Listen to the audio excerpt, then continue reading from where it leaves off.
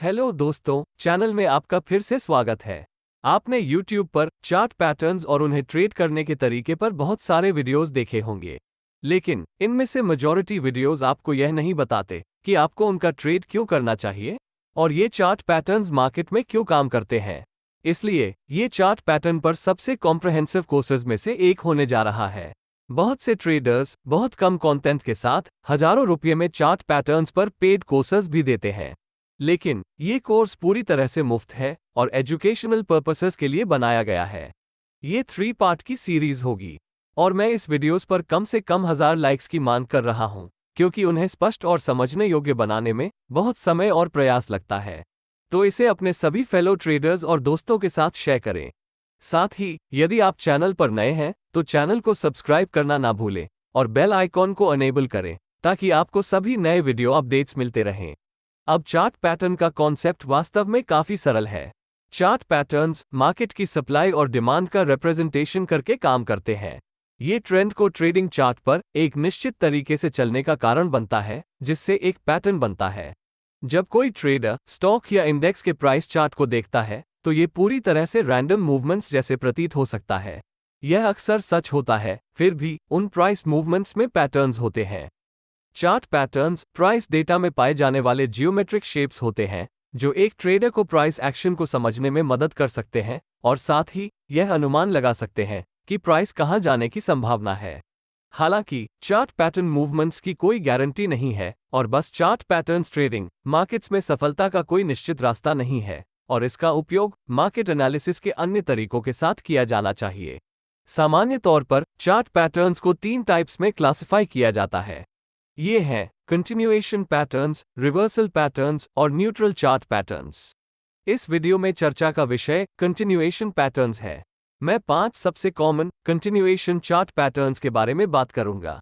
वे क्यों और कैसे बनते हैं और उन्हें उचित एंट्री, स्टॉप लॉस और टारगेट सेटअप के साथ कैसे ट्रेड करना है, हम इस बारे में भी बात करेंगे। यदि आप नहीं जानते हैं कि कंटिन्यूएशन पैटर्न क्या है, तो जैसा कि नाम से पता चलता है, ये पैटर्न संकेत देते हैं कि मार्केट में एग्जिस्टिंग ट्रेंड संभवतः जारी रहेगा, या सरल शब्दों में वे प्रेडिक्ट करते हैं कि पैटर्न के फॉर्मेशन के बाद मार्केट उसी डायरेक्शन में जारी रहेगा जैसे पहला था। इनमें से अधिकांश कंटिन्यूएशन पैटर्न्स ट्रेंड्स के बीच कंसोलिडेशंस के रूप में बनते हैं। यह ऐसा है जैसे मार्केट थकावट के कारण चाय का विश्राम ले रहा हो और फिर रिफ्रेशमेंट के बाद काम पर वापस जा रहा हो। इस वीडियो में हम 5 पैटर्न्स और उनकी सब कैटेगरीज पर चर्चा करेंगे। हम फ्लैग पैटर्न्स के साथ शुरुआत करेंगे, उसके बाद पेनेंट पैटर्न्स, फिर असेंडिंग ट्रायंगल और डिसेंडिंग ट्रायंगल पैटर्न्स, फिर हम रेक्टेंगल पैटर्न्स के बारे में चर्चा करेंगे और अंत में कप एंड हैंडल और inverted cup and handle patterns के साथ हम इस वीडियो को एंड कर देंगे। पैटर्न्स पर आगे बढ़ने से पहले मैं कुछ चीज क्लियर कर दूं। ये टाइम फ्रेम्स के अलावा और कुछ नहीं है। बात यह है कि ये सभी पैटर्न्स जिसके बारे में मैं बात करने जा रहा हूं, यह इंट्राडे से लेकर स्विंग से लेकर पोजिशनल टाइम फ्रेम तक लगभग सभी टाइम फ्रेम्स में बनेगा। और यह पैटर्न्स हायर टाइम फ्रेम्स के साथ बेहतर काम करते हैं क्योंकि इसे बनने में अधिक समय लगता है और इसलिए अधिक लोग इनके बारे में जानते हैं। तो इन पैटर्न्स का ट्रेड करने की टाइम फ्रेम आपकी ट्रेडिंग स्टाइल, जिस ड्यूरेशन के लिए आप पोजीशंस को रखना चाहते हैं, और आपकी एक्सपेक्टेशंस पर निर्भर करेगी। मैंने ट्रेड करने के लिए अप्रोप्रिएट टाइम फ्रेम्स चुनने पर पहले ही एक वीडियो बना लिया है, तो आप उस वीडियो को देख सकते हैं ये जानने के लिए कि आपकी ट्रेडिंग स्टाइल के आधार पर कौन सी टाइम फ्रेम्स चुननी है।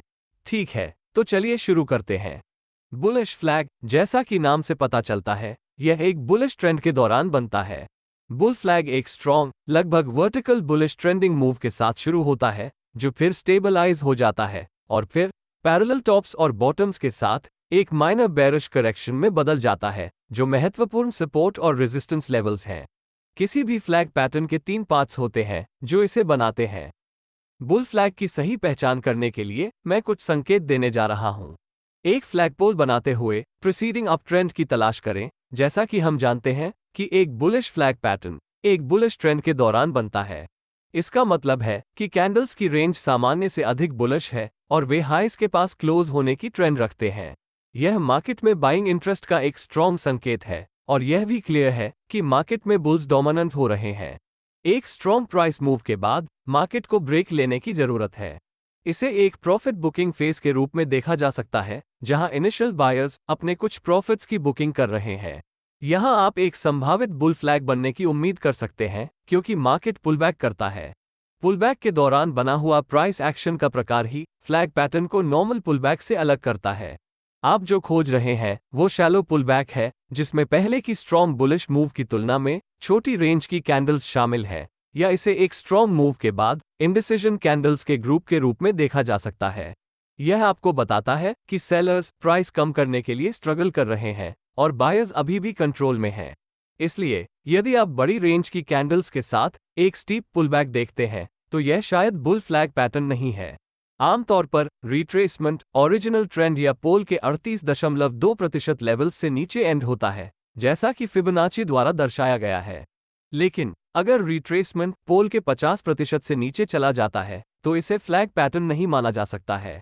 ये रेंज जितनी टाइट होगी, मार्केट के हायर लेवल्स पर ब्रेकआउट देने की संभावना उतनी ही अधिक होगी। अब हमने सीखा है कि बुल फ्लैग की पहचान कैसे की जाती है, तो हम डिस्कस कर सकते हैं कि फ्लैग पैटर्न का ट्रेड कैसे करें। इसलिए मैं एंट्री के तरीकों, स्टॉप लॉस कहां लगाना है और टारगेट कैसे निर्धारित करना है, इस पर चर्चा करूंगा। आइए एंट्री क्राइटेरिया से शुरुआत करें। चूंकि यह एक बुलिश कंटिन्यूएशन पैटर्न है, हम केवल रेजिस्टेंस ट्रेंड लाइन के ऊपर ब्रेकआउट होने में इंटरेस्ट रखते हैं। इस लेवल के ब्रेकआउट के बाद आप एक लॉन्ग एंट्री ले सकते हैं, यानी आप उस समय एंटर कर सकते हैं जब प्राइस रेजिस्टेंस ट्रेंड लाइन के ऊपर ब्रेक हो जाती है, या आप ब्रेकआउट कैंडल के क्लोज होने के बाद इसका हाई प्राइस से ऊपर खरीद सकते हैं। दूसरी मेथड प्राइस का ब्रेकआउट लेवल पर वापस आना या पुलबैक करने की प्रतीक्षा करना है और फिर एक लॉन्ग एंट्री करें जब प्राइस वापस ऊपर जाती है या जब प्राइस ब्रेकआउट कैंडल हाई से ऊपर जाती है। अब आप शायद सोच रहे होंगे कि कौन सा ऑप्शन बेहतर है। खैर, कोई सबसे अच्छा तरीका नहीं है। यदि आप हाइस के ब्रेक पर एंट्री करते हैं, तो यह एक फॉल्स ब्रेकआउट हो सकता है। लेकिन अगर यह रियल ब्रेकआउट है, तो यह आपको मिलने वाली बेस्ट पॉसिबल एंट्री प्राइस है। ऑल्टरनेटिवली, यदि आप प्राइसेस को हाई लेवल के ऊपर क्लोज होने की प्रतीक्षा करते हैं, तो आप फॉल्स ब्रेकआउट की संभावना कम कर देंगे। लेकिन यदि ब्रेकआउट स्ट्रांग है, तो शायद आप बहुत हाई प्राइसेस पर एंट्री करते हैं। एक पुलबैक या रीटेस्ट की वेट करने के मामले में भी ऐसा ही है, जो अक्सर नहीं भी हो सकता है यदि मार्केट में स्ट्रांग ट्रेंड है और वास्तव में आप ट्रेड पूरी तरह से चूक जाएंगे। इसलिए यह आप पर निर्भर है कि आप अपनी एंट्री स्ट्रैटेजी तय करें और लार्ज नंबर ऑफ ट्रेड्स पर इसका प्रैक्टिस करना जारी रखें। वॉल्यूम और अन्य इंडिकेटर्स का उपयोग करके ब्रेकआउट की वैलिडिटी की कंफर्मेशन करने की हमेशा रेकमेंड की जाती है। हायर दैन एवरेज वॉल्यूम्स अधिकांश समय एक ब्रेकआउट को वैलिडेट कर सकती है, क्योंकि यह मार्केट पार्टिसिपेंट्स की इंटरेस्ट को दर्शाता है, और लो वॉल्यूम ब्रेकआउट्स विफल होने की सबसे अधिक संभावना है। MACD और RSI जैसे मोमेंटम इंडिकेटर्स का उपयोग करने से भी आपको सही ब्रेकआउट की पहचान करने में मदद मिल सकती है। मैंने इन सभी टॉपिक्स पर वीडियोस बनाया है, आप उन्हें देख सकते हैं। आइए अब स्टॉप लॉस सेट करने के क्राइटेरिया पर ध्यान दें। बुल फ्लैग पैटर्न का ट्रेड करते समय अपना स्टॉप लॉस कैसे सेट करें? आप अपने स्टॉप लॉस को सपोर्ट और रेजिस्टेंस, स्विंग हाई या स्विंग लो आदि जैसे ऑब्वियस लेवल्स पर सेट नहीं करना चाहते हैं। और ऐसा क्यों है? क्योंकि आसानी से आपका स्टॉप लॉस हंट हो जाएगा। ये लेवल्स दूसरों के लिए उतना ही ऑब्वियस है जितना आपके लिए है, जिसमें स्मार्ट मनी भी शामिल है। तो आप एक प्रॉपर स्टॉप लॉस कैसे सेटअप कर सकते हैं? यह आसान है। आपका स्टॉप लॉस एक ऐसे लेवल पर होना चाहिए जिसे पार करने पर आपके ट्रेडिंग सेटअप को इनवैलिडेट कर दिया जाए। हम यहाँ एक बुल फ्लैग का ट्रेड कर रहे हैं और यह पैटर्न तब इनवैलिड होता है जब price bottom trend line support के नीचे ब्रेक और क्लोज हो जाती है। इसलिए आपको अपना स्टॉप लॉस इस सपोर्ट लेवल से नीचे रखना होगा। अभी भी लॉन्ग विक्स के चांसेस हैं जो आपके स्टॉप लॉस को हिट कर सकते हैं और फिर डिजायर्ड डायरेक्शन में ऊपर जा सकते हैं। इसलिए एक्स्ट्रा सेफ्टी होने के लिए आपको ATR इंडिकेटर का उपयोग करके अपने स्टॉप लॉस को मार्केट स्ट्रक्चर से दूर सेट करके अपने ट्रेड्स को अधिक सांस लेने की जगह देनी होगी। एक बार जब आप बुल फ्लैग पैटर्न के स्विंग लो की पहचान कर लेते हैं, तो अपना stop loss swing low level के 1 ATR नीचे सेट करें। और अंत में आइए जानें कि बुल फ्लैग पैटर्न के लिए टारगेट कैसे निर्धारित करें। अब ऐसे कई तरीके हैं जिनसे आप अपने विनर्स को कैश इन कर सकते हैं। सबसे कॉमन अप्रोचेस में से एक फ्लैग पोल की लंबाई के आधार पर एक प्री डिटर्मिन्ड प्रॉफिट टारगेट रखना है। इसके लिए सबसे पहले बॉटम सपोर्ट लेवल से फ्लैग पोल की लंबाई मापें। फिर इस लंबाई को रेजिस्टेंस ट्रेंड लाइन के ऊपर ब्रेकआउट पॉइंट से प्रोजेक्ट करें। यह आपका प्रॉफिट टारगेट होगा। आप अपने स्टॉप लॉस को तब तक ट्रेल करना भी चुन सकते हैं जब तक कि मार्केट आपको ट्रेड से बाहर नहीं कर देता। यह बेहतर ऑप्शन क्यों है? इस बारे में सोचें कि बुल फ्लैग पैटर्न आमतौर पर एक स्ट्रॉन्ग ट्रेंडिंग मार्केट में दिखाई देता है या यह एक रेंज ब्रेकआउट के ठीक बाद बनता है। ऐसी मार्केट कंडीशंस में ट्रेंड के जारी रहने के लिए बहुत अधिक संभावना है और इसे कैच करने का एकमात्र तरीका अपने स्टॉप लॉस को ट्रेल करना है। अब सवाल यह है कि अपने स्टॉप लॉस को बेहतरीन तरीके से कैसे ट्रेल किया जाए। इसके लिए आप 50 पीरियड के मूविंग एवरेज या चिमलिए स्टॉप जैसे टूल्स का उपयोग कर सकते हैं जो आपके स्टॉप लॉस को ट्रेल करने में मदद करेंगे और ट्रेड से तभी एग्जिट करें जब प्राइस इसके पार क्लोज हो जाए। इसके अलावा यदि आप प्राइस प्रोजेक्शन मेथड और ट्रेलिंग स्टॉप लॉस मेथड दोनों के कॉम्बिनेशन का उपयोग करते हैं तो ये बहुत बेहतर है, क्योंकि आप प्रोजेक्शन मेथड का उपयोग करके प्राइस मूव को गेज कर सकें ताकि आपके प्रॉफिट के एक हिस्से को वहां लॉक किया जा सके और फिर बाकी की पोजीशंस को राइट की जा सके। इससे आपके साइकोलॉजी पर कोई प्रभाव नहीं पड़ता है और किसी भी नुकसान से बचा जाता है। आगे बढ़ते हुए मार्केट में बुल फ्लैग ट्रेडिंग के लिए कई अपॉर्चुनिटीज उपलब्ध हैं, लेकिन अगर आप मुझे कुछ चुनने के लिए कहें तो मैं बुल फ्लैग के साथ ट्रेड करने के लिए 4 अलग अलग सिनेरियोज चुनूंगा ताकि मेरा रिवॉर्ड टू रिस्क सैटिस्फैक्टरी हो। ये 4 सिनेरियोज ये हैं। नंबर 1, एक प्राइस लेवल के ब्रेकआउट के बाद एक प्राइमरी पुलबैक के दौरान बुल फ्लैग फॉर्मेशन होना। नंबर 2, अप ट्रेंडिंग मार्केट के दौरान बुल फ्लैग पैटर्न का फॉर्मेशन जो ट्रेंड कंटिन्यूएशन का संकेत देता है। नंबर 3, एक रेंज मार्केट के अंदर बुल फ्लैग फॉर्मेशन। और नंबर 4, डाउन ट्रेंड में बुल फ्लैग फॉर्मेशन जो ट्रेंड रिवर्सल का संकेत देते हैं। एंट्री, टारगेट और स्टॉप लॉस क्राइटेरिया सभी 4 मामलों के लिए समान है, इसलिए मैं प्रत्येक मामले के लिए उन पर इंडिविजुअली डिस्कशन नहीं करूंगा। आइए चारों मामलों पर एक नजर डालते हैं। पहला केस लेवल ब्रेकआउट के बाद प्राइमरी पुलबैक का है। ऐसा तब होता है जब मार्केट एक रेंज से बाहर ब्रेकआउट हो जाता है और फिर पहली बार पुलबैक करता है। ये बुल फ्लैग पैटर्न में ट्रेड करने का सबसे अच्छा समय है। और ऐसा क्यों है? क्योंकि जब मार्केट कुछ समय के लिए एक रेंज में होता है तो प्राइस अंततः उस रेंज को तोड़ना होगा, और इसके अलावा जितनी देर तक मार्केट एक रेंज में रहेगा उतनी ही स्ट्रॉन्ग तरीके से रेंज को ब्रेक करती है। यहां हम जिस चीज के बारे में चिंतित हैं वो एक रेजिस्टेंस ब्रेकआउट है जहां हम एक बुल फ्लैग बनने की उम्मीद कर सकते हैं। इसलिए जब मार्केट फाइनली ब्रेकआउट करता है तो ब्रेकआउट मूव से चूकने वाले ट्रेडर्स पुलबैक के पहले इंडिकेशन पर मार्केट में एंट्री करने की प्रतीक्षा कर सकते हैं। इन प्राइमरी पुलबैक्स में आमतौर पर शैलो रिट्रेसमेंट्स होता है क्योंकि बहुत से ट्रेडर्स स्ट्रॉन्ग प्राइस मोमेंटम के खिलाफ ट्रेड नहीं करना चाहते हैं और यह एक हाई प्रोबेबिलिटी वाले पुलबैक ट्रेड को प्रस्तुत करता है। इसलिए अगर मुझे इस प्रोसेस को सरल तरीके से समझाना होता तो ये कुछ इस तरह से होगा। पहला स्टेप, कुछ समय के लिए रेजिस्टेंस लेवल का टेस्ट करने वाले एक मार्केट या एक रेंज मार्केट की पहचान करें। फिर मार्केट का इस लेवल को तोड़ने का इंतजार करें। इसके बाद प्राइमरी पुलबैक के रूप में बुल फ्लैग पैटर्न बनने की प्रतीक्षा करें और अंत में फ्लैग के हाई ब्रेक होने पर लॉन्ग एंट्री लें। क्या आपके साथ कभी ऐसा हुआ है कि आपको लगता है कि प्राइस बहुत हाई है और लॉन्ग ट्रेड लेने से पहले प्राइस के सपोर्ट लेवल में वापस आने या ब्रेकआउट लेवल पर रिट्रेस होने का इंतजार करना बेहतर होगा? लेकिन अगली चीज जो आप देखते हैं वो ये है कि मार्केट लगातार न्यू हाइस को तोड़ रहा है और आप अपने निर्णय पर पछतावा करते हुए साइडलाइंस पर रह जाते हैं। तो क्या आपने इससे कुछ सीखा है?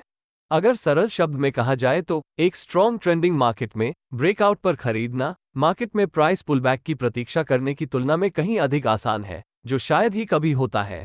ऐसे मार्केट में आप बुल फ्लैग पैटर्न को एंट्री ट्रिगर के तौर पर इस्तेमाल कर सकते हैं। मैं समझाऊंगा कि आप ट्रेंडिंग मार्केट में बुल फ्लैग का ट्रेड कैसे कर सकते हैं। पहला स्टेप ऑब्वियसली मार्केट की ट्रेंड का पता लगाना है। आप मूविंग एवरेज का इस्तेमाल करके एक स्ट्रॉन्ग ट्रेंडिंग मार्केट की तलाश कर सकते हैं। शॉर्ट टर्म ट्रेड्स के लिए 20 या 50 पीरियड्स के सिंपल मूविंग एवरेज का उपयोग करें और स्विंग या पोजिशनल ट्रेडिंग पर्पसेस के लिए 50 से 200 पीरियड्स के मूविंग एवरेजेस का उपयोग करें। इस मामले में आइए 20 SMA पर विचार करें। जब प्राइस प्रेडोमिनेंटली 20 SMA से ऊपर ट्रेडिंग करती है और ऊपर की ओर स्लोप होती है तो हम यह निष्कर्ष निकाल सकते हैं कि मार्केट की ट्रेंड स्ट्रांगली बुलिश है। पुलबैक के रूप में बुल फ्लैग पैटर्न के डेवलप होने की प्रतीक्षा करें। आप बुलिश फ्लैग पैटर्न के हाइस के ब्रेक होने पर लॉन्ग ट्रेड लेने की योजना बना सकते हैं। जैसा कि मैंने पहले बताया, यहां भी सेम एंट्री, स्टॉप लॉस और टारगेट का इस्तेमाल किया जा सकता है।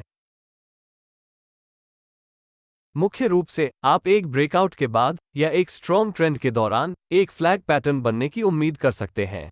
हालांकि ऐसे इंस्टेंसेस होते हैं जब मार्केट एक रेंज में हो और रेजिस्टेंस लेवल पर हो, तब एक बुल फ्लैग पैटर्न बन सकता है।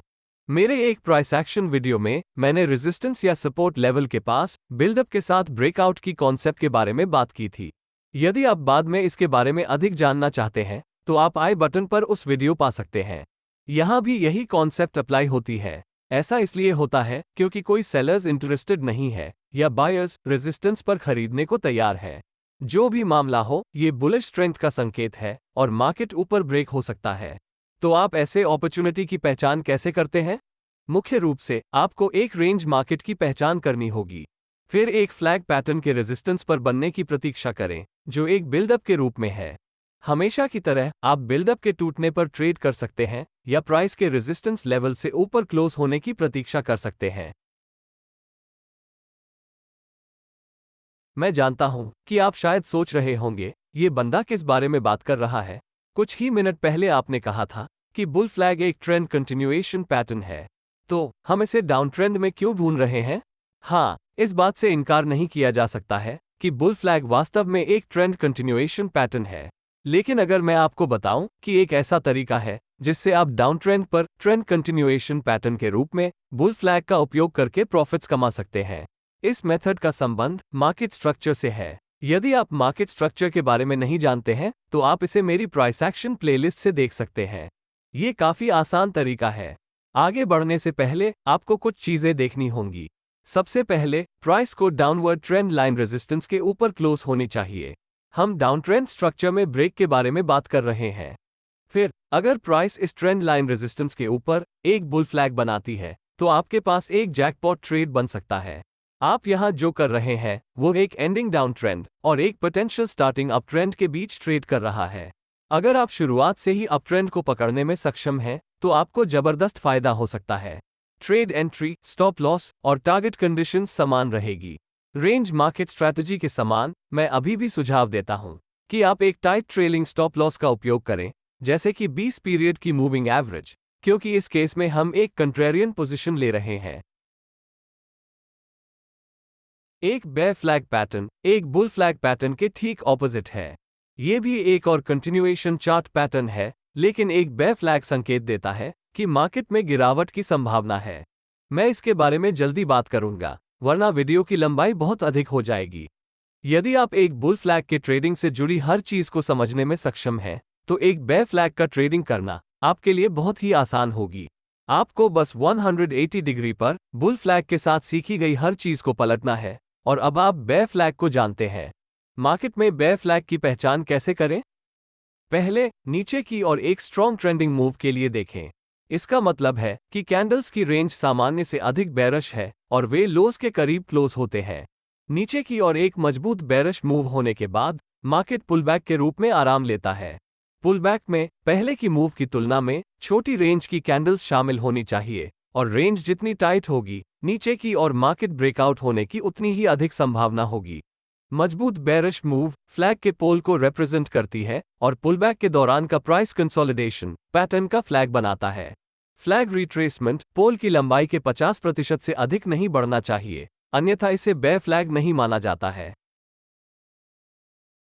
एंट्री क्राइटेरिया अभी भी सिमिलर है, एक्सेप्ट कि अब हम केवल शॉर्टिंग अपॉर्चुनिटीज की तलाश करेंगे, क्योंकि ये एक बेयरिश कंटिन्यूएशन पैटर्न है। जब प्राइस सपोर्ट ट्रेंड लाइन से नीचे टूटती है तो आप सेल कर सकते हैं, लेकिन यहां फेकआउट्स होने का खतरा होता है। इसलिए आप ब्रेकडाउन कैंडल के क्लोज होने का इंतजार कर सकते हैं और फिर इसके लोज से नीचे एंटर कर सकते हैं। लेकिन अगर ब्रेकआउट कैंडल बहुत बड़ी है तो आप बहुत कम प्राइसेस पर एंट्री करेंगे और रिवॉर्ड टू रिस्क प्रभावित होगा। अंत में आप ब्रेकडाउन ट्रेंड लाइन पर एक पुलबैक या रीटेस्ट की प्रतीक्षा कर सकते हैं और प्राइसेस डिक्लाइन होने पर एक शॉर्ट एंट्री ले सकते हैं।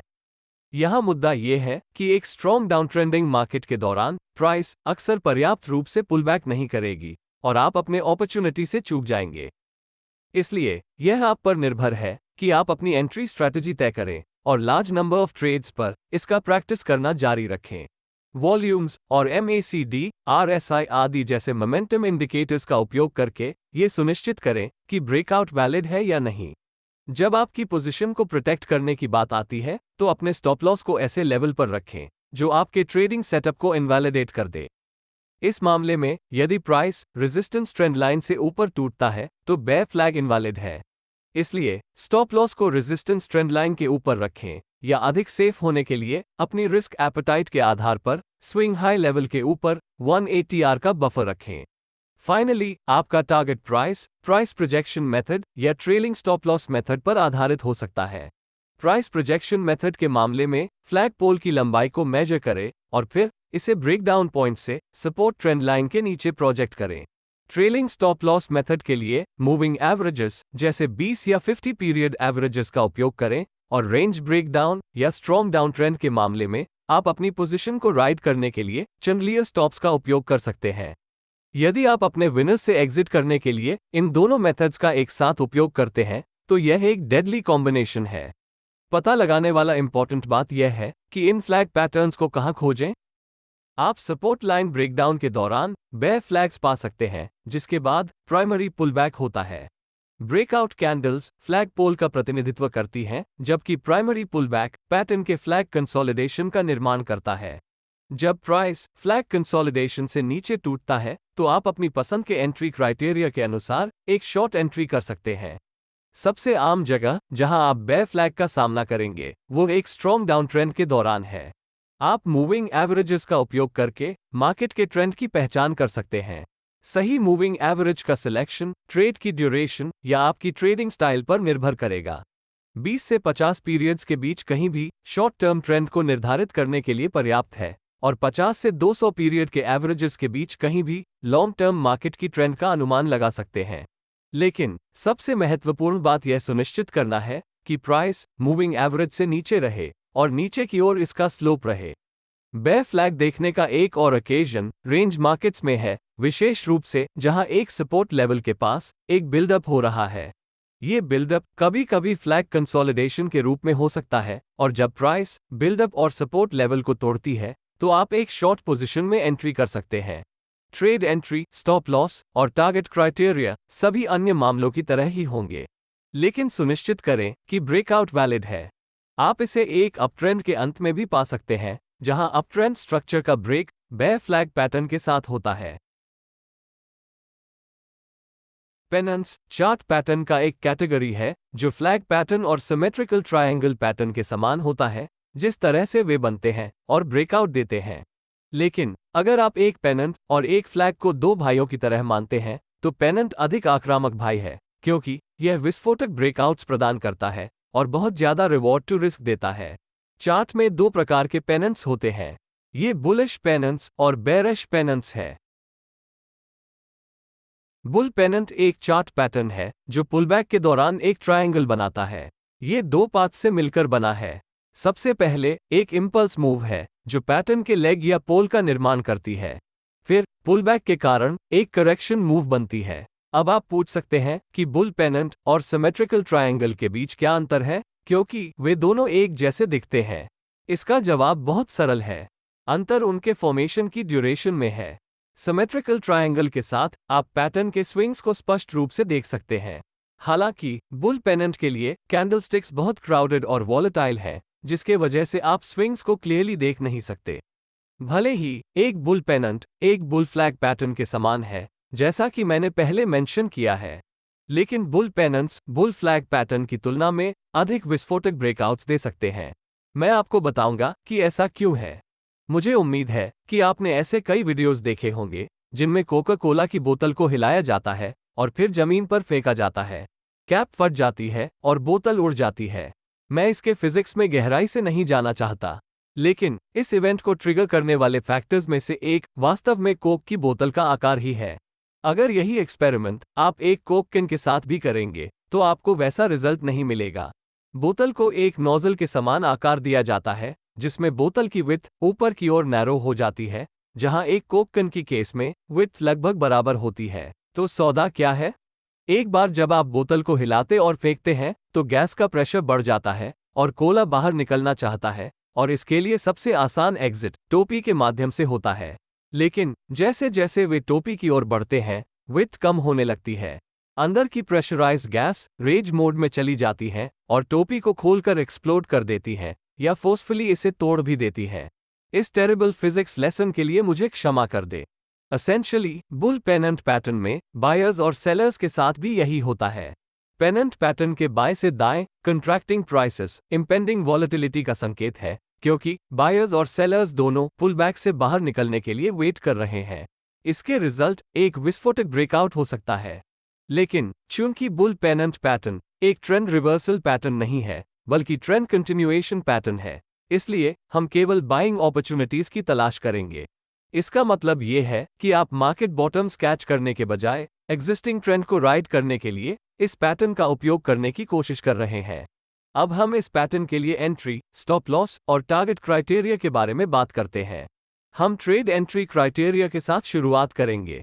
सबसे कॉस्टली मिस्टेक्स में से एक जो ट्रेडर्स पेनेंट्स का ट्रेड करते समय करते हैं, वह है बुल पेनेंट में बहुत जल्दी एंटर करना।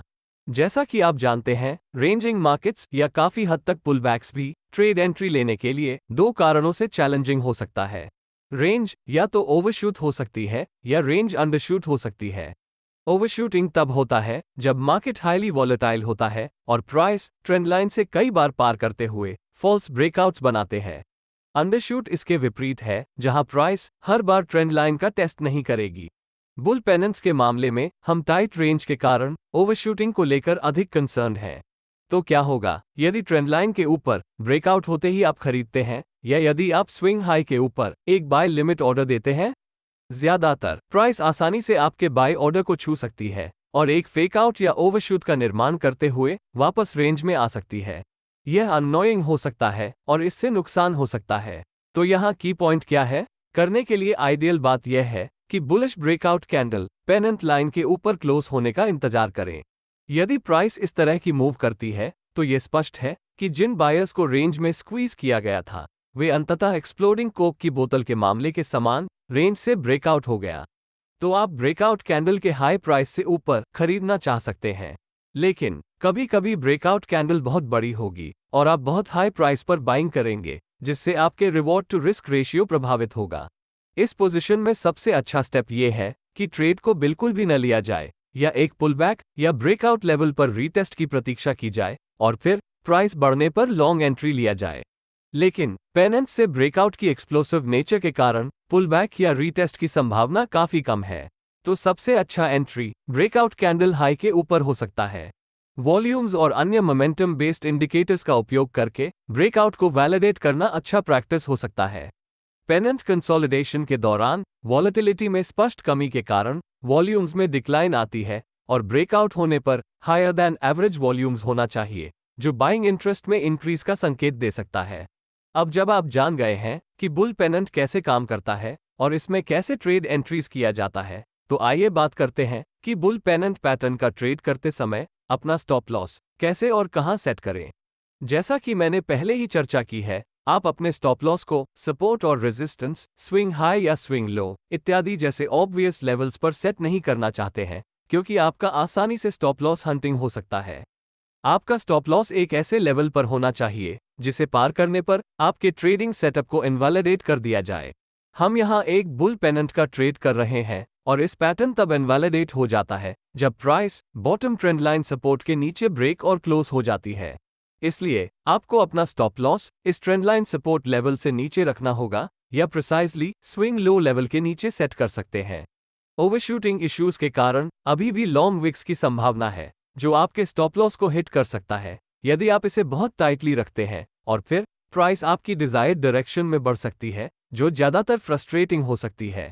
इसलिए एक्स्ट्रा सेफ होने के लिए आपको ATR इंडिकेटर का उपयोग करके पेनेंट मार्केट स्ट्रक्चर से कुछ दूरी पर अपने स्टॉप लॉस को सेट करके अपने ट्रेड्स को अधिक सांस लेने की जगह या बफर स्पेस देना होगा।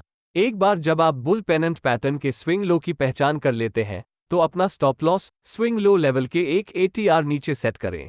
और अंत में आइए जानें कि बुल पेनेंट पैटर्न के लिए टारगेट्स कैसे निर्धारित किया जाए। ऐसे कई तरीके हैं जिनसे आप अपने विनर्स से एग्जिट कर सकते हैं।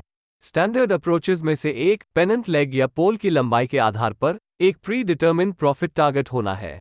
सबसे पहले पेनेंट लेग की लंबाई को मापें, फिर इस लंबाई को रेजिस्टेंस ट्रेंड लाइन के ऊपर ब्रेकआउट पॉइंट से प्रोजेक्ट करें। यह आपका प्रॉफिट टारगेट होगा। आप अपने स्टॉप लॉस को तब तक ट्रेल करना भी चुन सकते हैं जब तक कि मार्केट आपको ट्रेड से बाहर नहीं कर देता। क्या यह बेहतर ऑप्शन है? इसके बारे में सोचें। बुल पेनेंट पैटर्न आमतौर पर एक स्ट्रॉन्ग ट्रेंडिंग मार्केट में या प्राइस के एक रेंज से ब्रेकआउट हो जाने के बाद दिखाई देता है। ऐसी मार्केट कंडीशंस में ट्रेंड के जारी रहने के लिए बहुत अधिक क्षमता है और इसे राइड करने का एकमात्र तरीका आपके स्टॉप लॉस को ट्रेल करना है। अपने स्टॉप लॉस को बेस्ट पॉसिबल मैनर से ट्रेल करने के लिए आप इंडिकेटर्स का उपयोग कर सकते हैं, जैसे कि 50 पीरियड की मूविंग एवरेज या चैंडलियर स्टॉप्स, और ट्रेड से केवल तभी एग्जिट करना है जब मार्केट इस इंडिकेटर के नीचे ब्रेक और क्लोज हो जाता है। इसके अलावा यदि आप प्रोजेक्शन मेथड और ट्रेलिंग स्टॉप लॉस मेथड दोनों के कॉम्बिनेशन का उपयोग करते हैं तो यह एक बेहतर ऑप्शन है, ताकि आप प्रोजेक्शन मेथड का उपयोग करके पहले से ही प्राइस मूव की क्षमता का अनुमान लगा सकें, ताकि आपके प्रॉफिट्स का एक हिस्सा लॉक कर सके, और फिर ट्रेलिंग स्टॉप लॉस का उपयोग करके बाकी पोजीशंस को राइड करें, जिससे आपके साइकोलॉजी पर असर न पड़े और यदि प्राइस रिवर्स भी हो जाए तो भी किसी भी बड़े नुकसान से बचा जा सके। अब जब आप जान गए हैं कि एक पेनेंट क्या है और इसे कैसे ट्रेड करना है, तो ये ध्यान रखना आवश्यक है कि इसे कहाँ खोजना है। तो मार्केट की विभिन्न प्रकार की कंडीशंस क्या हैं जहां आप एक पेनेंट पा सकते हैं? पेनेंट्स लगभग हर जगह पाए जा सकते हैं, चाहे वो अप ट्रेंड हो, रेंज मार्केट हो या डाउन ट्रेंड हो। याद रखने वाली बात सिर्फ इतनी है कि मार्केट में जहां भी बनती है बुल पेनेंट एक बुलिश कंटिन्यूएशन पैटर्न है और हमारा बायस हमेशा लॉन्ग ट्रेड्स की तलाश करना चाहिए। इसे ध्यान में रखते हुए आइए ईच सिचुएशन के बारे में अलग से बात करें।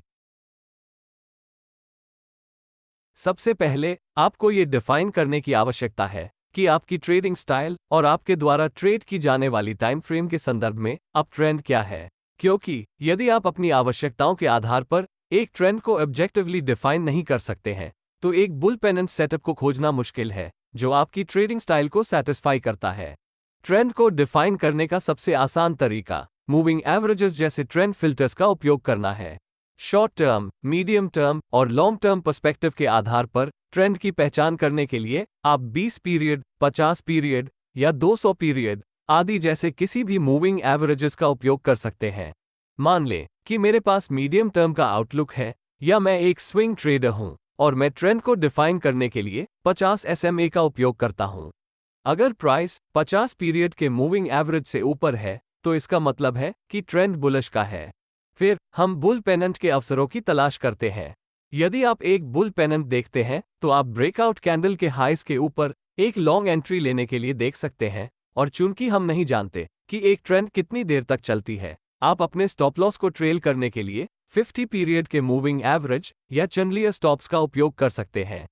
इसलिए हम केवल तभी एग्जिट करेंगे जब प्राइस 50 पीरियड के मूविंग एवरेज से नीचे या चैंडलियर स्टॉप्स के नीचे क्लोज हो जाती है। न केवल हम ट्रेंड को फिल्टर करने के लिए 50 पीरियड मूविंग एवरेजेस का उपयोग करते हैं, बल्कि अपने प्रॉफिट्स को बुक करने के लिए भी करते हैं। चूंकि बुल पेनेंट एक ट्रेंड कंटिन्यूएशन पैटर्न है, आपको ये थॉट हो सकता है कि इस टाइप का सेटअप अनफेवरेबल है। तो हम रेंज मार्केट में वास्तव में इसका कैसे ट्रेड करते हैं? सचमुच बोल रहा है तो हम रेंज में ट्रेड नहीं करेगी। अब मैं क्या सजेस्ट कर रहा हूं? इसका मतलब है कि रेंज के भीतर हाइज और लोज खरीदने की कोशिश करने के बजाय हम रेंज के पोटेंशियली एंड होने की प्रतीक्षा करते हैं। इसका मतलब ये है कि हम रेजिस्टेंस पर बुल पेनेंट पैटर्न के रूप में बनने वाले टाइट कंसोलिडेशंस या बिल्डअप्स की तलाश करते हैं। इसलिए जिस मोमेंट आप एक बुल पेनेंट को रेजिस्टेंस में बनते हुए देखते हैं, यह आपको बताता है कि बायस डोमिनेंट होने लगे हैं और एक एक्सप्लोसिव ब्रेकआउट इमिनेंट है। आप ब्रेकआउट कैंडल के ऊपर एंटर कर सकते हैं या तब भी एंट्री कर सकते हैं जब प्राइस रेजिस्टेंस के ऊपर क्लोज हो जाती है, और यदि आप लकी हैं तो आपको एक रीटेस्ट भी मिल सकता है। स्टॉप लॉस और टारगेट वही हैं जिनकी हमने पहले चर्चा की थी। चूंकि अभी भी कोई वैलिड ट्रेंड नहीं है, यदि आप अपने स्टॉप लॉस को ट्रेल करना चाहते हैं तो आप 20 पीरियड के मूविंग एवरेज जैसे टाइटर एवरेजेस का उपयोग कर सकते हैं। भले ही बुल पेनेंट एक ट्रेंड कंटिन्यूएशन पैटर्न है, फिर भी एक तरीका है जिससे आप डाउन ट्रेंड पर ट्रेंड कंटिन्यूएशन पैटर्न के रूप में बुल पेनेंट का उपयोग करके प्रॉफिट उठा सकते हैं। इस मेथड का मार्केट स्ट्रक्चर के साथ लेना देना है। यदि आप मार्केट स्ट्रक्चर के बारे में नहीं जानते हैं तो आप इसे मेरी प्राइस एक्शन प्लेलिस्ट से देख सकते हैं। ये काफी आसान तरीका है। आगे बढ़ने के लिए आपको कुछ चीजों की तलाश करनी होगी। सबसे पहले price downward trend line resistance के ऊपर क्लोज होनी चाहिए। हम डाउन ट्रेंड स्ट्रक्चर में ब्रेक के बारे में बात कर रहे हैं। फिर अगर प्राइस इस ट्रेंड लाइन रेजिस्टेंस के ऊपर एक बुल पेनेंट बनाती है तो आपके पास एक जैकपॉट ट्रेड है। आप यहां एक एंडिंग डाउन ट्रेंड और एक पोटेंशियली स्टार्टिंग अप ट्रेंड के बीच ट्रेड कर रहा है। अगर आप शुरुआत से ही अप ट्रेंड को पकड़ने में सक्षम हैं तो आपको जबरदस्त फायदा हो सकता है। ट्रेड एंट्री, स्टॉप लॉस और टारगेट की कंडीशंस समान रहेगी। रेंज मार्केट स्ट्रैटेजी के समान मैं अभी भी सजेशन देता हूं कि आप टाइट ट्रेलिंग स्टॉप लॉस का उपयोग करें, जैसे कि 20 पीरियड की मूविंग एवरेज, क्योंकि हम एक कंट्रेरियन पोजीशन ले रहे हैं। मैं बेयर पेनेंट के सभी डिटेल्स में नहीं जाऊंगा। ये बिल्कुल बुल पेनेंट्स की ऑपोजिट है। यह एक बेरिश कंटिन्यूएशन चार्ट पैटर्न है और इसमें एक स्ट्रॉन्ग बेरिश बॉडी के साथ इंपल्स कैंडल्स शामिल हैं, जिसके बाद छोटी कैंडल्स से जुड़ा एक टाइट कंसोलिडेशन और वॉलेटिलिटी में कॉन्ट्रैक्शन भी है। हम उम्मीद करते हैं कि price trend line support level से नीचे विस्फोटक रूप से ब्रेक करेंगे और ट्रेंड के साथ जारी रहेगा। भले ही ये पैटर्न आमतौर पर एक डाउन ट्रेंडिंग मार्केट में पाया जाता है, हम इसे तब भी देख सकते हैं जब प्राइस एक सपोर्ट लेवल से नीचे की रेंज से टूटने वाली होती है, जहां एक बिल्डअप एक बेयर पेनेंट के रूप में फॉर्म किया जाता है। आप इसे एक अप ट्रेंड के अंत में भी पा सकते हैं, जहां स्ट्रक्चर का ब्रेक बेयर पेनेंट पैटर्न के साथ होता है। अगर मुझे एंट्री क्राइटेरिया पर चर्चा करनी है तो हम केवल शॉर्टिंग अपॉर्चुनिटीज की तलाश करेंगे। चूंकि ब्रेकडाउन विस्फोटक होने की उम्मीद है, इसलिए जब breakout candle trend line support के नीचे एक क्लोजिंग देता है तो हम ट्रेड एंट्री करना चाह सकते हैं। आप ब्रेकआउट कैंडल के लो से नीचे शॉर्ट कर सकते हैं। यदि ब्रेकडाउन कैंडल बहुत बड़ी है और रिवॉर्ड टू रिस्क को अफेक्ट कर रही है तो ट्रेड को छोड़ देना या ब्रेकआउट लेवल पर वापस पुलबैक की प्रतीक्षा करना बेहतर है, जिसका पेनेंट के मामले में कम चांसेस होता है। इसलिए यह आपको डिसाइड करना है कि आप कहां एंट्री करना चाहते हैं। वॉल्यूम्स या मोमेंटम इंडिकेटर्स या दोनों का उपयोग करके हर बार ब्रेकडाउन को वैलिडेट करना सुनिश्चित करें। पेनेंट के फॉर्मेशन के दौरान वॉल्यूम्स आमतौर पर घटता है और ब्रेकआउट होने पर हायर देन एवरेज वॉल्यूम्स हो जाता है। स्टॉप लॉस को पेनेंट के स्विंग हाई लेवल से ऊपर रखा जा सकता है। स्विंग हाई के ऊपर 180 आर बफर प्रदान करना अनएक्सपेक्टेड ओवरशूट्स और स्टॉप लॉस हंटिंग को लिमिट कर सकता है। टारगेट को प्राइस प्रोजेक्शन मेथड का उपयोग करके रखा जा सकता है, जहां लेग की लंबाई को ब्रेकडाउन पॉइंट के नीचे प्रोजेक्ट करके टारगेट सेट किया जाता है, या जब आप ट्रेंड राइड करने की योजना बना रहे हो तो सूटेबल मूविंग एवरेजेस का उपयोग करके स्टॉप लॉस को ट्रेल करें। आपको तभी एग्जिट करना है जब प्राइस मूविंग एवरेज से ऊपर क्लोज होता है। आगे बढ़ते हुए अब हम ट्रायंगल पैटर्न्स पर ध्यान केंद्रित करते हैं, नेमली असेंडिंग ट्रायंगल और डिसेंडिंग ट्रायंगल चार्ट पैटर्न्स। चलिए शुरू करते हैं। असेंडिंग ट्रायंगल एक बुलिश चार्ट पैटर्न है जो संकेत देता है कि मार्केट ऊपर जाने वाला है। जैसा कि आप देख सकते हैं, असेंडिंग ट्रायंगल में एक सीरीज ऑफ हायर लोज होती है जो एक रेजिस्टेंस लाइन तक पहुंचती है। ये कुछ पॉसिबल रीजन से बुलिश स्ट्रेंथ का संकेत है। हायर लोज इस बात का संकेत है कि बायर्स हायर प्राइसेस पर बाय करने को तैयार है।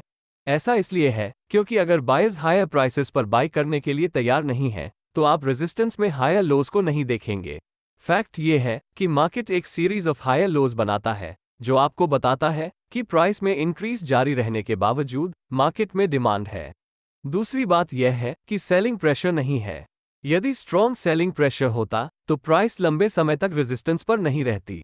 इसके बजाय ये जल्दी से नीचे की ओर गिरेगा।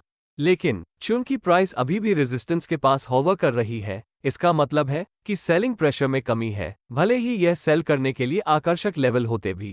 ध्यान में रखने के लिए एक और महत्वपूर्ण बात यह है कि बहुत सारे बाय स्टॉप ऑर्डर्स हैं जो रेजिस्टेंस के ऊपर क्लस्टर किए गए हैं, क्योंकि हर बार जब प्राइस रेजिस्टेंस का टेस्ट करती है तब अधिक ट्रेडर्स मार्केट को शॉर्ट करने के लिए देखेंगे और वे अपना स्टॉप लॉस को रेजिस्टेंस लेवल का ऊपर रखेंगे। अब सोचिए कि अगर मार्केट ऊपर की ओर ब्रेकआउट देती है तो क्या होगा। खैर, ये बाय स्टॉप ऑर्डर्स ट्रिगर हो जाएंगे और इससे प्राइसेस में और तेजी आएगी। इसलिए असेंडिंग ट्रायंगल चार्ट पैटर्न का ट्रेड करते समय ये कॉमन मिस्टेक न करें। क्योंकि अधिकांश ट्रेडिंग टेक्स्ट बुक्स आपको बताएंगी कि जब प्राइस रेजिस्टेंस पर हो तो शॉर्ट करें। लेकिन हर रेजिस्टेंस लेवल शॉर्टिंग के लिए नहीं होता है। इसके बजाय आपको ये देखना चाहिए कि प्राइस इस रेजिस्टेंस के करीब कैसे पहुंचती है। चूंकि आपने सीखा है कि हायर लोज का रेजिस्टेंस में आना बुलिश स्ट्रेंथ का संकेत है, इसका मतलब है कि मार्केट रेजिस्टेंस से ऊपर ब्रेकआउट होने की संभावना है, और इस केस में आप शॉर्ट ट्रेड लेना और ट्रेंड के अगेंस्ट ट्रेडिंग नहीं करना चाहेंगे। अब हम एंट्री क्राइटेरिया के बारे में बात करेंगे। तो अपनी एंट्री को बेहतर टाइम कैसे करें? खैर, इसे करने के कुछ तरीके हैं। पहला तरीका यह है कि जब प्राइस असेंडिंग ट्रायंगल के हाई लेवल या रेजिस्टेंस के ऊपर टूटता है तो लॉन्ग ट्रेड्स लेना है। आपको बस रेजिस्टेंस लेवल के ऊपर एक लिमिट बाय ऑर्डर देना है, और जब प्राइस हाई लेवल से ऊपर टूटती है तो आप तुरंत लॉन्ग हो जाएंगे। यदि ब्रेकआउट रियल है तो ये ट्रेड एंट्री करने के लिए सर्वोत्तम प्राइसेस में से एक है। लेकिन ये तरीका बहुत रिस्की है और संभावना है कि यह फॉल्स ब्रेकआउट हो सकता है। यह अगली मेथड पिछले अप्रोच के समान है। फर्क सिर्फ इतना है कि आप प्राइस का असेंडिंग ट्रायंगल पैटर्न के हाई लेवल से ऊपर ब्रेक और क्लोज होने की वेट करते हैं। एक बार कैंडल क्लोज हो जाने पर आप ब्रेकआउट कैंडल हाई के ऊपर लॉन्ग एंट्री कर सकते हैं। ये फॉल्स ब्रेकआउट्स की संभावना को कम करता है। लेकिन यदि मोमेंटम स्ट्रांग है तो आप अपने ट्रेड में बहुत हाई प्राइसेस पर एंटर करेंगे। यदि आप एक एक्सपीरियंस ट्रेडर हैं तो आप असेंडिंग ट्रायंगल की रेजिस्टेंस लाइन पर प्राइस पुलबैक या रीटेस्ट होने पर एंटर कर सकते हैं। ब्रेकआउट मूव मिस करने पर भी यह आपको ट्रेड एंट्री करने में मदद कर सकता है, और यह ब्रेकआउट कैंडल के क्लोज होने की वेट करने की तुलना में बेहतर एंट्री प्राइसेस प्रदान करता है। इस अप्रोच के साथ मुद्दा यह है कि मार्केट हर बार पुलबैक या रीटेस्ट नहीं दे सकता है। एक बार फिर आप अपने अप्रोच में कंजर्वेटिव हैं या अग्रेसिव हैं, इसके आधार पर आप अपनी पसंद का एंट्री टाइप चुन सकते हैं। इसके बजाय वॉल्यूम्स और अन्य इंडिकेटर्स के साथ ब्रेकआउट को वैलिडेट करना सुनिश्चित करें कि क्या वास्तव में प्राइसेस को ऊपर लेने के लिए मार्केट पार्टिसिपेंट्स में इंटरेस्ट है या नहीं। अब एक प्रॉपर स्टॉप लॉस कैसे सेट करें ताकि आप बहुत जल्दी ट्रेड से स्टॉप्ड आउट न हो जाएं। आपका स्टॉप लॉस एक ऐसे लोकेशन पर होना चाहिए जहां प्राइस पहुंचने पर आपके ट्रेडिंग सेटअप को इनवैलिडेट कर दिया जाएगा। इसका मतलब यह है कि अगर मार्केट स्टॉप लॉस पर पहुंच जाता है तो आपको अपने आप पता चल जाएगा कि आप गलत हैं। इसलिए रेजिस्टेंस लेवल के नीचे स्टॉप लॉस रखना एक अच्छा आइडिया नहीं है। फिर और कहां रखें, इसके बारे में सोचो। आपके स्टॉप लॉस को सेट करने के लिए आइडियल लोकेशन कहां है, ताकि यदि मार्केट उस तक पहुंच जाए तो आपको पता चल जाए कि असेंडिंग ट्रायंगल पैटर्न इनवैलिड है। चूंकि पैटर्न हायर स्विंग लोज बनाता है, और यदि प्राइस रीसेंट स्विंग लो से नीचे जाती है और लोअर लो बनाती है तो हम सुनिश्चित हो सकते हैं कि एनालिसिस गलत था। तो ये ठीक वही जगह है जहां आपको अपना स्टॉप लॉस रखने की जरूरत है, यानी रीसेंट स्विंग लो के ठीक नीचे। आप रीसेंट स्विंग लो के नीचे 180R बफर जोड़कर प्राइस को कुछ सांस लेने की जगह भी दे सकते हैं। मुझे आशा है कि यह क्लियर है। अब मैक्सिमम प्रॉफिट्स के लिए अपने विनिंग ट्रेड से कहां एग्जिट करें? हमेशा की तरह दो टेक्निक्स हैं जिन पर आप विचार कर सकते हैं। पहला ट्रेलिंग स्टॉप लॉस मेथड है और दूसरा है price projection method. Trailing stop loss का विचार यह है कि हमें पता नहीं है कि ट्रेंड कितनी देर तक चलेगी। इसलिए जब तक मार्केट हमारे फेवर में चलता है, हम अपने प्रॉफिट्स को लॉक इन करने के लिए जहां तक पॉसिबल हो ट्रेंड की राइड करने के लिए स्टॉप लॉस को ट्रेल करते हैं। तो आप अपने स्टॉप लॉस को कैसे ट्रेल करते हैं? इसके लिए आप मूविंग एवरेज जैसे इंडिकेटर्स का उपयोग कर सकते हैं। उदाहरण के लिए आप स्विंग ट्रेड्स के लिए 50 पीरियड के मूविंग एवरेज का उपयोग करके अपने स्टॉप लॉस को ट्रेल कर सकते हैं। इसका मतलब है कि आप अपनी पोजीशन तब तक बनाए रखेंगे जब तक कि मार्केट 50 पीरियड के मूविंग एवरेज से नीचे ब्रेक और क्लोज नहीं हो जाता। आप में से कुछ सोच रहे होंगे कि 50 पीरियड का मूविंग एवरेज क्यों? दरअसल 50 पीरियड के मूविंग एवरेज के बारे में कुछ खास नहीं है। पूछने के लिए बेहतर क्वेश्चंस है, आप किस प्रकार के ट्रेंड्स को कैप्चर करना चाहते हैं और आपकी ट्रेडिंग स्टाइल क्या है। लॉन्ग टर्म ट्रेंड्स के लिए आप 200 पीरियड की मूविंग एवरेज का उपयोग कर सकते हैं, और शॉर्ट टर्म ट्रेंड्स के लिए आप 20 पीरियड के मूविंग एवरेज का उपयोग कर सकते हैं। अब प्राइस प्रोजेक्शन एक क्लासिकल चार्टिंग टेक्निक है जहां प्राइस खुद ही एग्जॉस्ट हो जाएगी। तो यह असेंडिंग ट्रायंगल चार्ट पैटर्न के लिए कैसे काम करता है? पहले हाईएस्ट पॉइंट यानी रेजिस्टेंस लेवल से लोएस्ट पॉइंट तक असेंडिंग ट्रायंगल की विड्थ को मेजर करें। इस विड्थ को ब्रेकआउट लेवल में जोड़ें और यह आपका प्राइस प्रोजेक्शन या एक्सपेक्टेड टारगेट लेवल है। प्राइस प्रोजेक्शन के साथ इश्यूज में से एक ये है कि मार्केट आपके टारगेट प्रॉफिट को लगभग हिट कर सकता है केवल एक सडन रिवर्सल करने के लिए। कभी कभी ये पूरी तरह से रिवर्स भी हो सकता है और आपके स्टॉप लॉस को हिट कर सकता है। तो ऐसा कुछ होने से बचने के लिए आपको क्या करना चाहिए? इसके लिए ट्रेलिंग स्टॉप लॉस और प्राइस प्रोजेक्शन कॉम्बो बनाएं, यानी आप दोनों टेक्निक्स को कंबाइन कर सकते हैं। इसका मतलब ये है कि यदि मार्केट आपके पक्ष में चलता है लेकिन यह आपके प्राइस प्रोजेक्शन लेवल तक नहीं पहुंचा है, तो आप अपने ओपन प्रॉफिट्स को लॉक इन करने के लिए एक मूविंग एवरेज का उपयोग कर सकते हैं। अगर एक सडन रिवर्सल हो जाता है तब भी आपके पास जो कुछ भी प्रॉफिट्स है उसे प्रोटेक्ट करने में सक्षम होंगे और सब कुछ मार्केट को वापस नहीं देने पड़ेगा। डिसेंडिंग ट्रायंगल एक और लॉजिकल चार्ट पैटर्न है और यदि सही ढंग से ट्रेड किया जाता है तो यह आपको होने वाले एक्सप्लोसिव ब्रेकआउट ट्रेड्स को पकड़ने की अनुमति देता है। यह एक बेरिश चार्ट पैटर्न है जो दर्शाता है कि सेलर्स कंट्रोल में है और एक बेरिश ट्रेंड कंटिन्यूएशन का संकेत देता है। डिसेंडिंग ट्रायंगल सपोर्ट के एक एरिया में आने वाले एक सीरीज ऑफ लोअर हाइज की तरह दिखता है। इस पैटर्न सेलिंग प्रेशर में स्ट्रेंथ और बाइंग प्रेशर की कमी का संकेत देता है। आमतौर पर जब प्राइस ड्रॉप हो जाती है तो प्राइस को ऊपर धकेलने के लिए अधिक डिमांड आती है, लेकिन डिसेंडिंग ट्रायंगल के मामले में ऐसा नहीं है, क्योंकि जैसे जैसे प्राइस गिरती है वैसे वैसे बाइंग प्रेशर की कमी बनी रहती है। इसके बजाय सेलर्स और भी कम प्राइसेस पर बेचने को तैयार हैं, इसलिए आपको एक सीरीज ऑफ लोअर हाइज मिलती है। विचार करने के लिए एक और पॉइंट ये है कि सेल ऑर्डर्स सपोर्ट लेवल से नीचे क्लस्टर किए गए हैं। ऐसा इसलिए है क्योंकि कई ट्रेडर्स इस पॉइंट पर बाय करेंगे क्योंकि प्राइस सपोर्ट पर है और अपने स्टॉप लॉस को इसके नीचे सेट करते हैं, क्योंकि अधिकांश ट्रेडिंग टेक्स्ट बुक्स बिगिनर लोगों को यही सिखाती हैं। जैसा कि अधिक ट्रेडर्स ऐसे करते हैं, सपोर्ट लेवल के नीचे स्टॉप लॉसेस का इस क्लस्टर समय के साथ बढ़ता है और क्योंकि मार्केट एक एरिया ऑफ लिक्विडिटी से दूसरे एरिया में जाता है, प्राइस के सपोर्ट से नीचे ब्रेक होने और स्टॉप लॉस के उन सभी क्लस्टर्स को ट्रिगर करने की संभावना है जो बदले में सेलिंग प्रेशर को बढ़ाता है। बेरिश कंटिन्यूएशन पैटर्न होने के नाते डिसेंडिंग ट्रायंगल का ट्रेड करने का एक सबसे आम तरीका है जब प्राइस सपोर्ट से नीचे ब्रेक हो जाती है तो शॉर्ट ट्रेड लेना। लेकिन फिर भी यदि आप हाईएस्ट प्रोबेबिलिटी ब्रेकआउट ट्रेड्स ढूंढना चाहते हैं तो कुछ महत्वपूर्ण बातों पर विचार करना होगा। ब्रेकडाउन डिसेंडिंग ट्रायंगल के एपेक्स के पास होना चाहिए। एपेक्स ट्रायंगल पैटर्न की टिप को रेफर करता है जहां दोनों ट्रेंड लाइंस मीट करती हैं। अब आप एपेक्स के पास इसलिए शॉर्ट करना चाहते हैं क्योंकि यह वह जगह है जहां वॉलेटिलिटी सबसे कम है और प्राइसेस स्क्वीज हो जाती हैं। जब वॉलेटिलिटी कम हो जाती है तो संभावना है कि प्राइस डिसेंडिंग ट्रायंगल से एक्सप्लोसिवली ब्रेकआउट हो जाएगी और प्राइस जल्दी से आपके फेवर में आ जाएगी। इसके अलावा प्राइस जितनी बार सपोर्ट लेवल का टेस्ट किया जाएगा उतना बेहतर होगा। यह इसलिए है क्योंकि जब प्राइस कई बार सपोर्ट लेवल का टेस्ट करते हैं तो यह अधिक बायर्स को आकर्षित करेगा और इस प्रकार सपोर्ट के नीचे स्टॉप ऑर्डर्स की संख्या में वृद्धि करेगा। ब्रेकआउट ट्रेडर्स के लिए यह बहुत अच्छा है क्योंकि अगर प्राइस सपोर्ट से नीचे टूट जाती है तो सेल स्टॉप लॉस ऑर्डर्स के इस क्लस्टर से नीचे की ओर सेलिंग प्रेशर बढ़ जाएगा। आगे बढ़ते हुए हम इस बात पर ध्यान देंगे कि इस पैटर्न को कैसे ट्रेड किया जाए, अपनी ट्रेड एंट्री का टाइम कैसे करें और अपना स्टॉप लॉस कैसे सेट करें। यदि आपने देखा है जब भी प्राइस गिरती है तो ये प्राइस बढ़ने की तुलना में बहुत जल्दी से मूव करती है। इसलिए यदि आप ब्रेकआउट कैंडल के सपोर्ट लेवल से नीचे क्लोज होने का इंतजार करते हैं तो संभावना है कि प्राइस बहुत रैपिडली गिर सकती है और आपको मार्केट का पीछा करना पड़ेगा।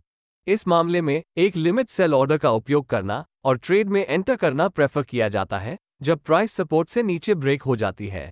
यदि आप एक अधिक कंजर्वेटिव ट्रेडर हैं और आप ब्रेकआउट पॉइंट पर आंख बंद करके सेल लिमिट ऑर्डर नहीं देना चाहते क्योंकि प्राइस फॉल्स ब्रेकआउट्स दे सकती है और ऊपर बढ़ सकती है, इसलिए आप अपने बायस की कंफर्मेशन के लिए प्राइस की वेट कर सकते हैं और आप सपोर्ट लेवल से नीचे ब्रेकआउट कैंडल क्लोज होने के बाद मार्केट को शॉर्ट कर सकते हैं। लेकिन क्या होगा यदि आप डिसेंडिंग ट्रायंगल के ब्रेकडाउन को मिस आउट करते हैं? यदि ऐसा होता है तो आखिरी चीज जो आप नहीं करना चाहते हैं वो पैटर्न के टूटने के बाद मार्केट का पीछा करना। इसके बजाय एक बेहतर ऑप्शन ये है कि आप ब्रेकआउट पॉइंट को फिर से रीटेस्ट होने के लिए प्राइस का इंतजार करें। यदि आप फिर से रीटेस्ट की प्रतीक्षा करते हैं, आप एक फेवरेबल ट्रेड लोकेशन में एंट्री कर रहे हैं जहां प्रीवियस सपोर्ट लेवल रेजिस्टेंस के रूप में कार्य करने की संभावना है। इसका मतलब है कि आपके ट्रेड पर एक टाइट स्टॉप लॉस है जो एक बेहतर रिवॉर्ड टू रिस्क रेशियो प्रदान करता है। लेकिन दुख की बात है कि इस पैटर्न के साथ पुलबैक या रीटेस्ट बहुत बार नहीं होते हैं। ब्रेकआउट वैलिडेशन के लिए वॉल्यूम्स का उपयोग करना अच्छा प्रैक्टिस है। और स्टॉप लॉस के बारे में क्या? वो पॉइंट जहां डिसेंडिंग ट्रायंगल पैटर्न इनवैलिडेट हो जाता है, वो तब बनता है जब प्राइस सबसे रीसेंट स्विंग हाई लेवल से ऊपर ब्रेक और क्लोज हो जाती है। तो एक अच्छा स्टॉप लॉस सबसे रीसेंट स्विंग हाई लेवल से ऊपर होगा, और अगर आप और भी सेफ होना चाहते हैं तो इसे कुछ बफर दें, जैसे 180 आर, और इसे रीसेंट स्विंग हाई से ऊपर सेट करें। मैक्सिमम प्रॉफिट्स के लिए अपने विनिंग ट्रेड से कैसे एग्जिट करें? हर दूसरे पैटर्न के समान आपके विनिंग ट्रेड से एग्जिट करने के दो तरीके हैं। पहला है प्राइस प्रोजेक्शन मेथड और दूसरा ट्रेलिंग स्टॉप लॉस मेथड है। प्राइस प्रोजेक्शन में डिसेंडिंग ट्रायंगल के हाईएस्ट और लोएस्ट पॉइंट के बीच की दूरी की मेजरमेंट करें। इस हाइट को लें और इसे ब्रेकआउट पॉइंट से नीचे की ओर प्रोजेक्ट करें। प्रोजेक्टेड फ्यूचर प्राइस पॉइंट वह है जहां आप डिसेंडिंग ट्रायंगल पैटर्न के ब्रेकडाउन में एंटर करने के बाद अपने ट्रेड से एग्जिट करते हैं। आप प्राइस प्रोजेक्शन टेक्निक का उपयोग ये तय करने के लिए भी कर सकते हैं कि ट्रेड में एंट्री करने के लिए बहुत देर हो चुकी है या नहीं। यानी अगर प्राइस अपने प्रोजेक्टेड टारगेट तक पहुंचने के करीब है तो शायद इस मूव में ज्यादा रिवॉर्ड नहीं बचा है और आप ट्रेड को छोड़ना चाह सकते हैं। दूसरी मेथड ट्रेलिंग स्टॉप लॉस का उपयोग करना है। प्राइस प्रोजेक्शन टेक्निक के विपरीत ट्रेलिंग स्टॉप लॉस एक फिक्स्ड टारगेट प्रॉफिट का उपयोग नहीं करता है। इसके बजाय जैसे ही प्राइस आपके फेवर में चलती है, आप अपने स्टॉप लॉस को ट्रेल कर लेते हैं ताकि आप ट्रेंड राइड कर सकें। आपको सबसे पहले ये तय करना होगा कि आप किस प्रकार की ट्रेंड को पकड़ना चाहते हैं, चाहे वो शॉर्ट, मीडियम या लॉन्ग टर्म की ट्रेंड हो। अपने स्टॉप लॉस को सूटेबल मूविंग एवरेजेस के साथ ट्रेल करें। उदाहरण के लिए शॉर्ट टर्म के लिए 20 SMA, मीडियम टर्म के लिए 50 SMA और लॉन्ग टर्म के लिए 200 SMA। फिर अपने ट्रेड से तब एग्जिट करें जब प्राइस मूविंग एवरेज के ऊपर क्लोज हो जाती है। इसलिए यदि आप मार्केट में प्राइस स्विंग्स को कैप्चर करना चाहते हैं तो प्राइस प्रोजेक्शन टेक्निक बेहतर है। और अगर आप मार्केट में ट्रेंड की राइड करना चाहते हैं तो ट्रेलिंग स्टॉप लॉस मेथड सबसे अच्छा काम करता है। हमारे पैटर्न्स की फोर्थ कैटेगरी की ओर बढ़ते हैं। रेक्टेंगल फॉर्मेशन इंपॉर्टेंट सपोर्ट और रेजिस्टेंस का प्रतिनिधित्व करने वाली हॉरिजॉन्टल लाइंस द्वारा फॉर्म्ड एक क्लासिकल चार्ट पैटर्न है। यह एक कंटिन्यूएशन पैटर्न है जो एग्जिस्टिंग मार्केट ट्रेंड में पॉज के दौरान एक ट्रेडिंग रेंज बनाता है। पैटर्न की पहचान करना काफी आसान है क्योंकि इसमें कम से कम दो बराबर हाइज और दो समान लोज हैं। हाइज और लोज दो पैरेलल लाइंस बनाने के लिए जोड़ा जा सकता है जो रेक्टेंगल के टॉप और बॉटम बनाती हैं। एक रेक्टेंगल फॉर्मेशन सेलर्स और बायर्स के बीच इंडिसीजन की एक पीरियड को दर्शाता है क्योंकि वे एक दूसरे को पंचेस फेंकते हैं, लेकिन दोनों में से किसी का दूसरे पर क्लियर डोमिनेंस नहीं है। रेक्टेंगल्स को ट्रेडिंग रेंज, कंजेस्शन एरियाज या कंसोलिडेशन जोन्स के रूप में भी जाना जाता है। हम कंटिन्यूएशन पैटर्न्स के बारे में बात कर रहे हैं, इसलिए हम उम्मीद करते हैं कि प्राइस ब्रेकआउट करके एग्जिस्टिंग ट्रेंड के साथ जारी रहेगी। इस अर्थ में रेक्टेंगल्स दो टाइप्स के होते हैं। एक अपवर्ड प्राइस मूव के दौरान टॉप रेक्टेंगल बनता है और ब्रेकआउट के बाद यह अप ट्रेंड की कंटिन्यूएशन का संकेत देता है। अगला रेक्टेंगल एक डाउन ट्रेंड के दौरान बनता है और इसे बॉटम रेक्टेंगल कहा जाता है, जो संकेत करता है कि ब्रेकआउट के बाद डाउन मूव जारी रहेगा।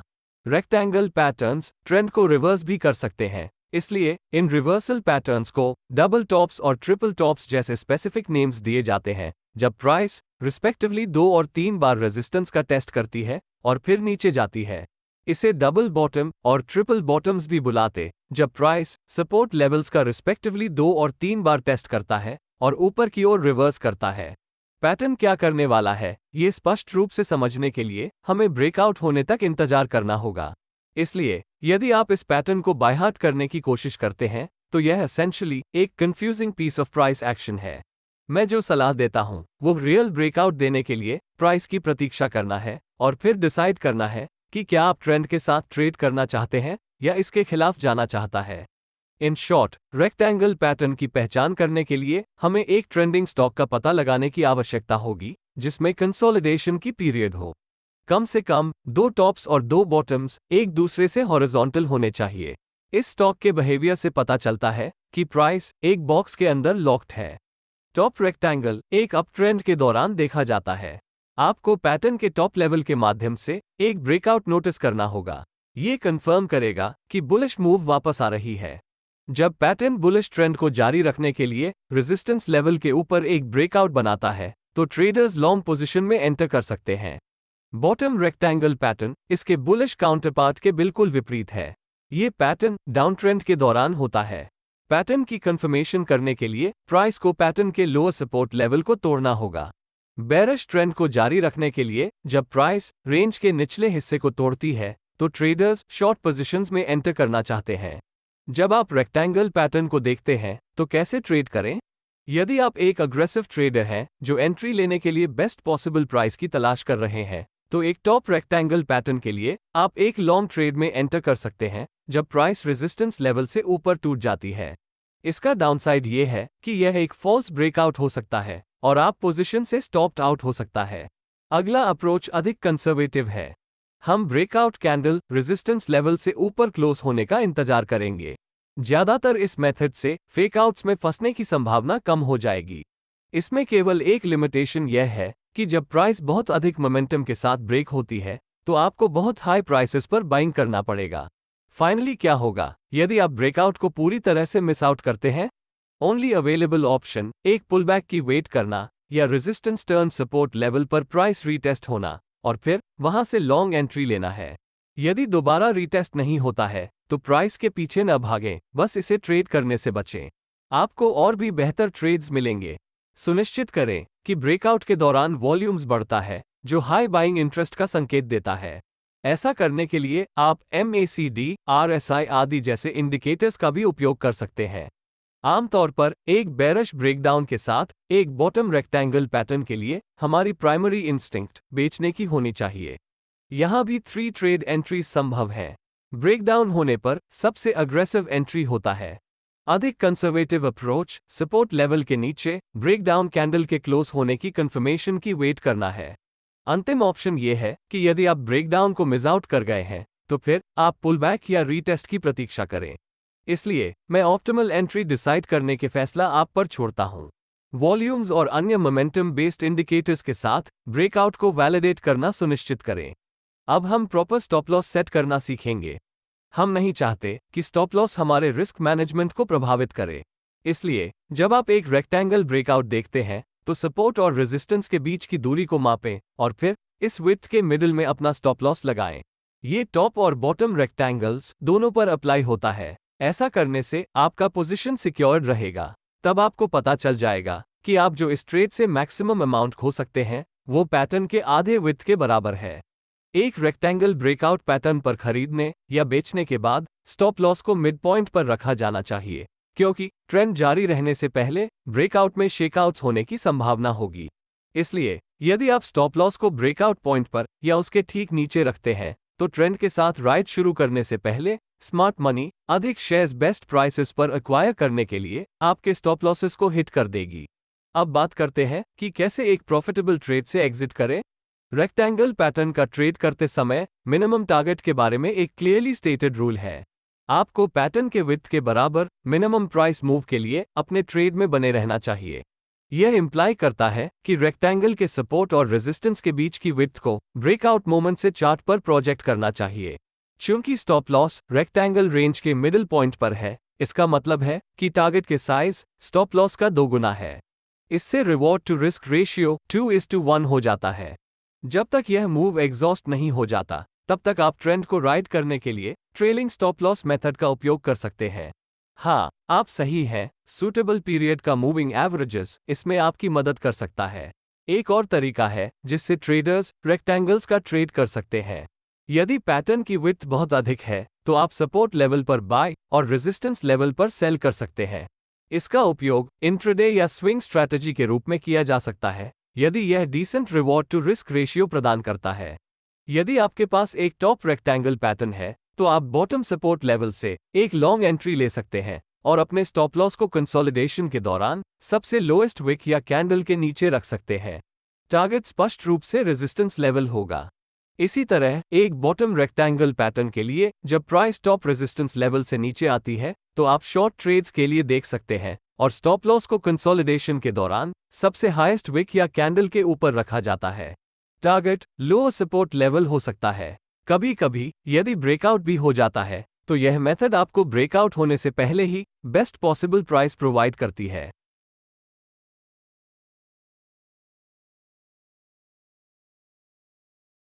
मैंने कप एंड हैंडल पैटर्न को लास्ट में क्यों रखा?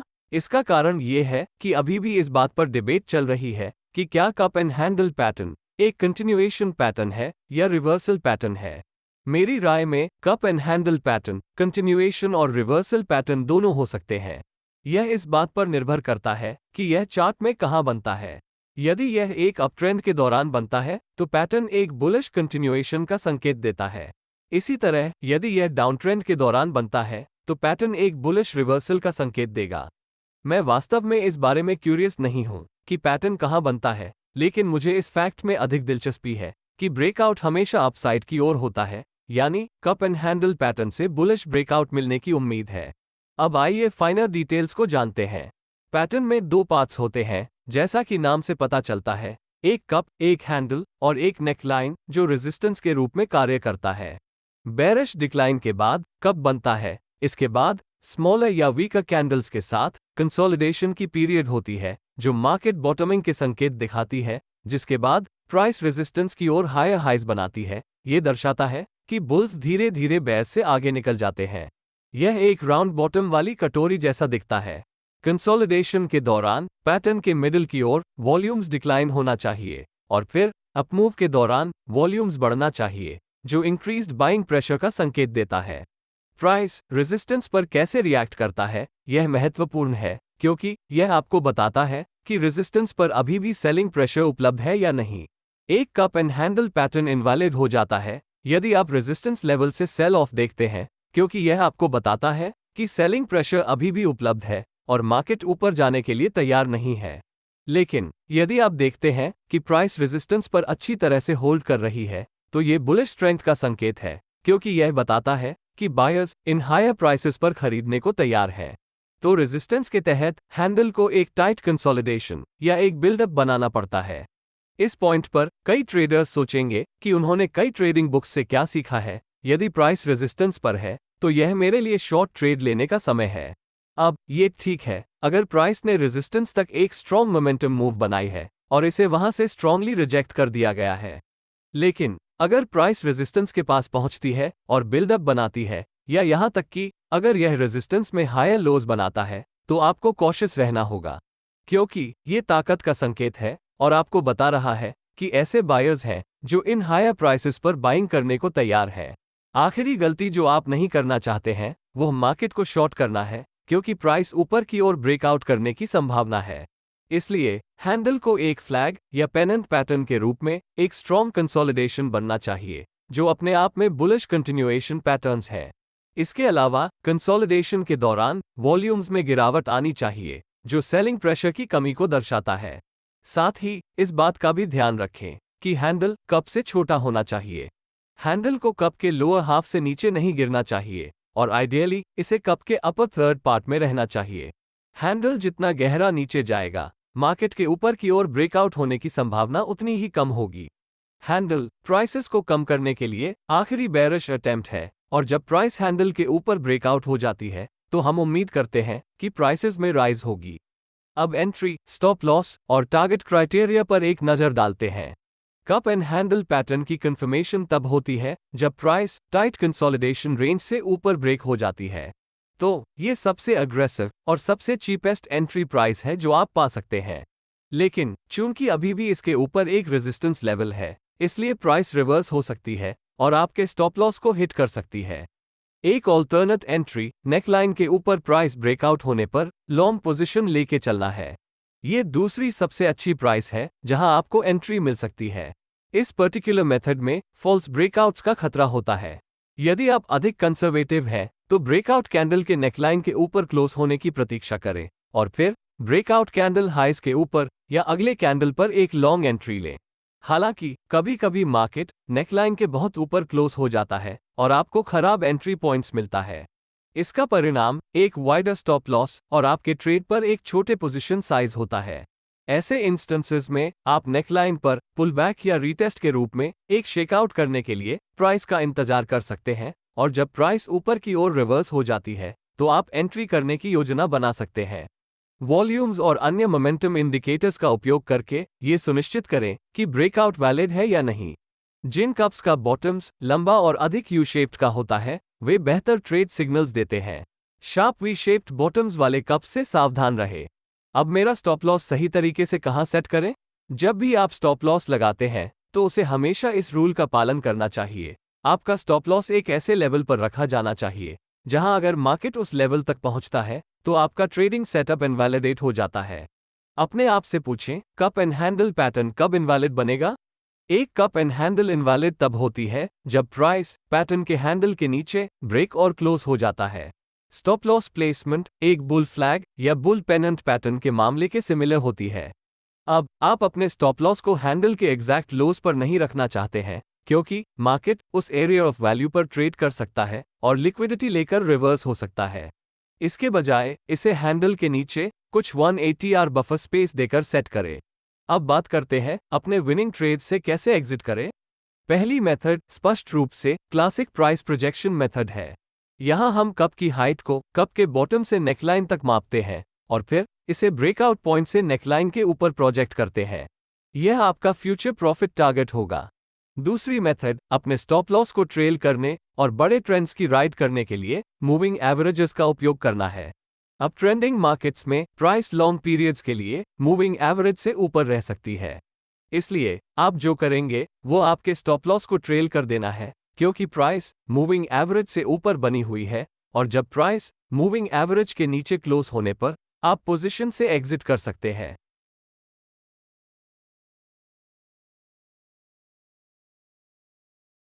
यदि आप कप और हैंडल को अपसाइड डाउन फ्लिप करते हैं तो आपको एक inverted cup and handle pattern मिलेगा। यह एक बेरिश ब्रेकडाउन पैटर्न है। एक ट्रेंड में कहां बनता है इसके आधार पर यह एक बेरिश कंटिन्यूएशन पैटर्न या एक बेरिश रिवर्सल पैटर्न हो सकता है, लेकिन हमें इसमें सबसे कम दिलचस्पी है कि यह कहां बनता है।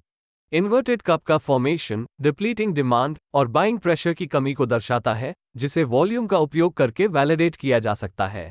हैंडल एक बेयर फ्लैग या बेयर पेनेंट के रूप में एक टाइट कंसोलिडेशन होना चाहिए जो कंट्रैक्टिंग वॉल्यूम्स के साथ भी आता है। यदि हैंडल कप के 50% या ऊपर से अधिक जाते हैं तो बेहतर होगा कि इसे एक वैलिड पैटर्न के रूप में न माने क्योंकि नेकलाइन सपोर्ट लेवल पर अभी भी पर्याप्त बाइंग प्रेशर उपलब्ध है जो प्राइसेस को और ऊपर पुश कर रहा है। एंट्री क्राइटेरिया के मामले में एक शॉर्ट ट्रेड इनिशिएट करना जब प्राइस हैंडल के कंसोलिडेशन के नीचे ब्रेक और क्लोज हो जाता है या जब प्राइस नेकलाइन के नीचे टूट जाता है। एक अधिक conservative entry level breakdown candle के लोज से नीचे होगा जब ब्रेकडाउन कैंडल सपोर्ट लेवल से नीचे क्लोज होने के बाद। यदि आप ट्रेड एंट्री मिस आउट किया है तो आप नेकलाइन पर एक पुलबैक या रीटेस्ट की प्रतीक्षा करें और जब प्राइस नीचे की ओर रिवर्स हो जाती है तो एक शॉर्ट ट्रेड लेना। स्टॉप लॉस को हैंडल के ऊपर 180 आर बफर के साथ रखा जा सकता है। टारगेट को इन्वर्टेड कप की हाइट के बराबर यानी नेकलाइन से कप के टॉप तक सेट किया जा सकता है और ब्रेकडाउन पॉइंट से नेकलाइन के नीचे प्रोजेक्ट किया जा सकता है। पूरे ट्रेंड को राइड करने का एक और तरीका मूविंग एवरेजेस का उपयोग करके ट्रेलिंग स्टॉप लॉस मेथड का उपयोग करना और जब प्राइस एवरेज से ऊपर क्लोज होते ही ट्रेड से बाहर निकलना है। अब यह एक ही वीडियो में सारे मेजर कंटिन्यूएशन पैटर्न्स हैं। मुझे उम्मीद है कि यह वीडियो आपको प्रत्येक पैटर्न के पीछे के लॉजिक को समझने में मदद करेगा। अगर वीडियो यूजफुल था तो कृपया इस वीडियो को लाइक करें क्योंकि वीडियोस को अंडरस्टैंडेबल बनाने में बहुत टाइम और एफर्ट लगता है। इसे अपने फेलो ट्रेडर्स के साथ शेयर भी करें। सीखना सुनिश्चित करें और चार्ट पर उन्हें पहचानने में प्रयास करें और यह भी देखें कि आपके लिए कौन सा पैटर्न्स काम करता है, फिर उन्हें कई चार्ट्स पर बैकटेस्ट करें। सभी नए वीडियो अपडेट्स प्राप्त करने के लिए चैनल को सब्सक्राइब करना न भूलें और बेल आइकॉन को अनेबल करें। मैं आपसे अगले एपिसोड में मिलूंगा।